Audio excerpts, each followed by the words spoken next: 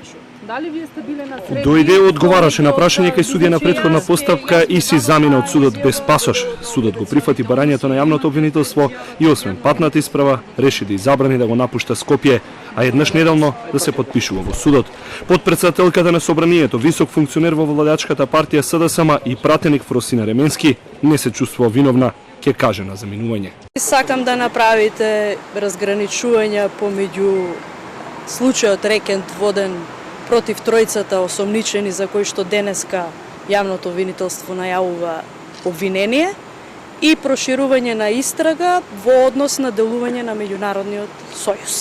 Од вчера обвинителството ја сомничи дека Набоки 13 со незиното присуство во меѓународниот сојуз оставила впечаток дека проектите за изградба на домови за возрастни лица кои тој ги нудел на бизнисмени за безмалку 1 милион евра се поддржани од извршната власт. Освен тоа, обвинителството немаше ни друг доказ пред судот во делот на аргументацијата.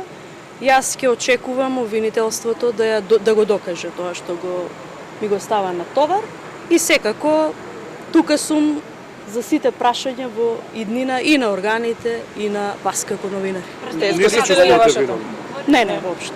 Редот во судот Ременски го отстапи на таткото на Боки 13 Миле Јовановски, кој пак исто тврди дека не е виновен за посочените малверзации во невладината на неговиот син, но и тој остана без пасош во судот, како и асистентката на Боки 13 Кристина Карајованова. Построга мерка од нив доби само заменичката на Боки во невладината меѓународен сојуз Јасна Мандик, која нема да смее да го напушта домот, иако обвинителството бараше и таа да биде сместена во истражниот затвор во Шутка. Боки 13 сторил измама и ги перал парите од ГП Пелистер, 720.000 евра, кои стасале на сметка на пензионерката Лилјана Тодоровска, додека 233.000 евра од Dream Building Струга ги примила сега осумничената Јасна Мандик.